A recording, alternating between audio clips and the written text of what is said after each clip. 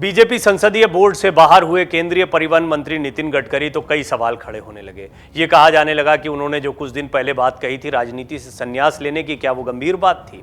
हालांकि गडकरी ने एक जनसभा को संबोधित करते हुए ये कहा था कि वो राजनीति में नहीं रहना चाहते हैं, राजनीति के अलावा कई और काम हैं जो किए जा सकते हैं।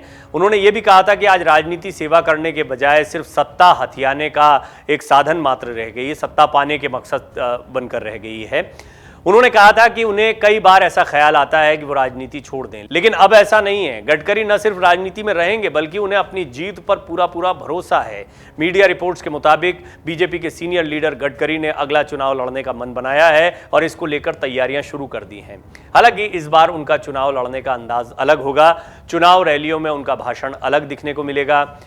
ऐसा हम नहीं बल्कि गडकरी के ताज़ा बयानों से लगता है। गडकरी के बयानों के मुताबिक वो इस बार चुनाव में पहले जैसे कुछ भी नहीं करने वाले हैं जो पहले के चुनाव में हुआ करता था।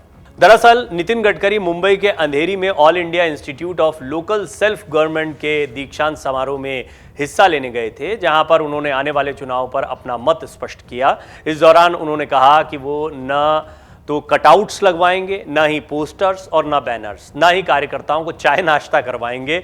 फिर भी वोट देना है तो दो, वरना रहने दो।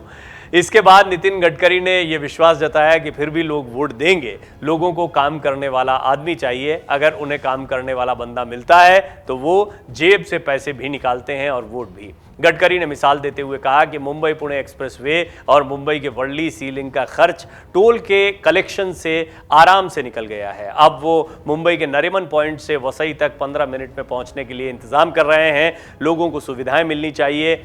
लोग ऐसे ही लोगों को पसंद करते हैं। मुंबई के अंधेरी में all India institute of local self government के दीक्षांत समारोह में गडकरी बोल रहे थे। उन्होंने ये भी कहा कि जब सड़कें बनती हैं, पुल बनते हैं तो लोगों का आने जाने का पेट्रोल डीजल का खर्चा बचता है, समय बचता है। ऐसे में वो खुशी खुशी टोल टैक्स देते हैं। गडकरी ने यह भी कहा कि मैं हाल ही में अमिताभ बच्चन से मिला था। उन्होंने बारिश के वक्त मुंबई की सड़कों पर पानी भरने का और गड्ढों का जिक्र किया था। दरअसल कर्मचारियों, इंजीनियरों और अधिकारियों से मेरा यही कहना रहता है कि दुनिया में जो तकनीक उपलब्ध है उनको लेकर वो जागरूक रहें और उनका भरपूर इस्तेमाल करें। अच्छी महानगर पालिका वही कहलाएगी जहां लोगों को अपनी समस्याएं लेकर ऑफिस के चक्कर न काटने पड़े। ऑनलाइन तरीके से वो अपने मोबाइल से ही शिकायतें रख सकें और उनकी शिकायतों का हल तकनीकों के इस्तेमाल से तुरंत हो जाए। कुल मिलाकर नितिन गडकरी फिर इनोवेशन की, नई तकनीकों की बात कर रहे हैं और ये बात बहुत स्पष्ट है कि नितिन गडकरी आगामी चुनाव में भी चुनाव में कुछ इनोवेटिव करना चाहते हैं। और वो इनोवेशन ये है कि जो एक ढर्रा चुनाव का चला आ रहा है कि पोस्टर्स और बैनर्स लगाए जाते हैं, उनका इस्तेमाल वो इस बार अपने चुनाव में नहीं करेंगे।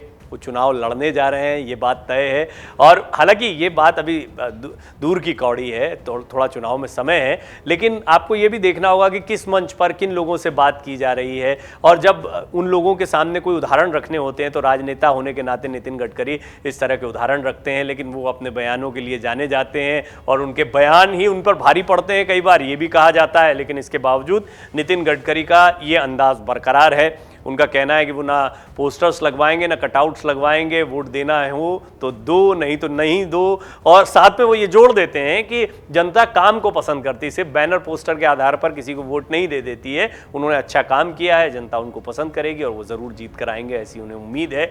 कुल मिलाकर ये नितिन गडकरी की राजनीति का स्टाइल रहा है और अब वो अपनी इस स्टाइल में धीरे धीरे ऐसा लगता है कि कहीं ना कहीं सामाजिक कार्यों को ज़्यादा तवज्जो दे रहे हैं, मोटिवेशन को ज़्यादा तवज्जो दे रहे हैं, इनोवेशंस को ज़्यादा तवज्जो दे रहे हैं, इंफ्रास्ट्रक्चर और दूसरी चीज़ों पर ज़्यादा बात करते दिखाई दे रहे हैं। वो राजनीतिक मंचों पर राजनीतिक बयानबाजियों के बीच में आपको कम ही घिरे दिखाई देंगे।